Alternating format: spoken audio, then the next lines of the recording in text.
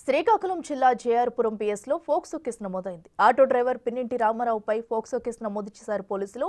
ఓ minor విద్యార్థినిపై Ramarao పలుమార్లు లైంగిక దాడి చేశాడు. బాలిక తల్లితో స్నేహం చేసుకుని విద్యార్థినిపై పలుమార్లు అసభ్యంగా ప్రవర్తించి వేధించాడు. బాలిక తండ్రి ఫిర్యాదుతో ఆటో డ్రైవర్ రామారావు బాలిక తల్లిని అరెస్టు చేసి రిమాండ్కు తరలించారు పోలీసులు. విద్యార్థులను స్కూల్ కాలేజీలకు తీసుకెళ్తున్న ఆటో డ్రైవర్లపై తల్లిదండ్రులు నిఘా ఉంచాలని సూచించారు పోలీసులు.